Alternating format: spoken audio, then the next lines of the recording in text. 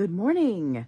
Did Eli Lilly release some more higher dose vials? You bet your sweet bikini bottom they did. Let's talk about it. Good morning, everybody. It's Allie. I'm on a fantabulous weight loss quest, and hopefully you'll subscribe, come along for the ride, because otherwise you're gonna miss out on my crazy morning hair, because crazy hair don't care. 7.5 and 10 are now going to be available in single dose vials. So what does this mean? It means that Eli Lilly is coming out strong against the compound pharmacies. Is this going to put them in a Is this going to put them in an even playing field as far as competition goes? No, not even close. Because their pricing is still going to put you around the $500 mark, which for most people is too expensive. Now, how are they going to combat people who will microdose from a single dose vial? So what they've done is they've worked it out so that if you don't do your refill of your medication within a certain time period, then the price goes up. This is smart and also not smart. Will it keep people from microdosing or split dosing or buying higher doses to then, stretch out the cost? Yes. But it still doesn't put them on an even playing field with compounds. So as long as compounds are around and kicking, I don't see a lot of people flocking to this option. Now, there are some people who are just anti-compounds, who have bought into the whole, compounds are bad, right, mentality that's circling around media.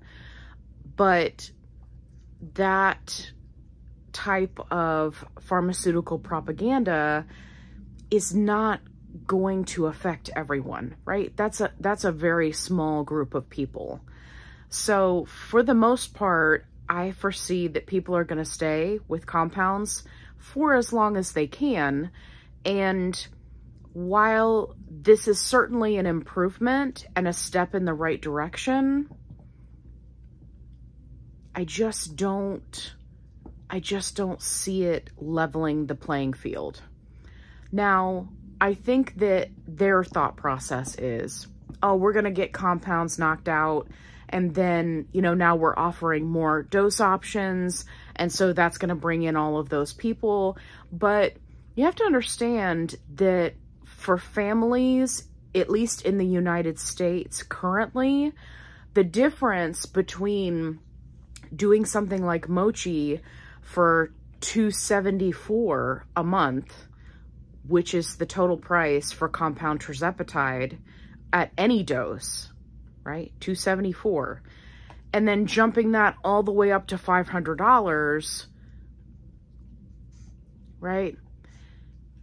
And it's a single dose vial, and, people are saying that it doesn't have the same preservatives, so microdosing it can be problematic, right? It doesn't have the same kind of shelf life as a compound. There's a lot of nuance here, and I just don't see it making them competitive with compounds. And again, the important thing to keep in mind is that this is not about semaglutide or tirzepatide. It's just not. It's about the next wave of meds. And what I am predicting will happen is that they will continue to fight against compounding. We're going to see a lot more lawsuits in this arena. We're going to see that providers for these telehealth companies are going to start receiving cease and desist letters.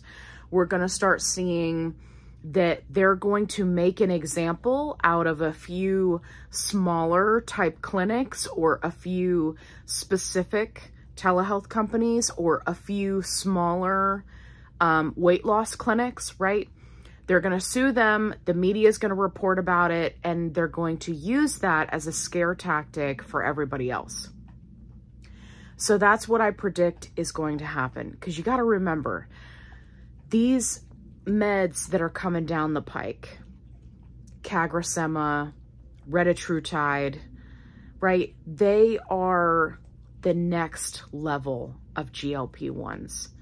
And I think that, in my personal opinion, they're going to be significantly more successful, potentially with fewer side effects, at the very least, similar side effects. And I think that is what they're trying to protect. Because the fight with semaglutide and tirzepatide, sure, there's a lot of money involved, but I think the next round is really going to be where the money's at. Plus, when that next round comes out, there's going to be a lot of people who are not seeing results on semaglutide and tirzepatide that are going to flock to those medications in hopes of getting results, which means that the price of tirzepatide and semaglutide are going to come down. Is it going to be marginal? Yes. If they get rid of compounding, right, they won't have to bring it down by much, unless we have a president or a team in the White House that's going to step in and do something about it. And wouldn't that be wonderful? All politics aside, wouldn't that be fantastic? If we got the same deal that they have in the UK, in Australia, in other countries where their governments have said, no. You're not going to gouge our people. Wouldn't it be nice if these life-changing medications had a reasonable price point? Compounding pharmacies have already shown that not only is it possible, but it's successful. So let me know what your thoughts are down below. Make sure that you subscribe so that I can keep you up to date on what's going on. If you're looking for more of the details and the breakdown about the costs, make sure that you are signed up for email updates for my friend over at On the Pen. Dave does a phenomenal job of keeping everybody updated. So if you go to his website, then you can sign up for the email updates. You can read the articles and get the breakdown of all of the information as soon as it hits. All right, we'll see you in the next video. Be kind, rewind.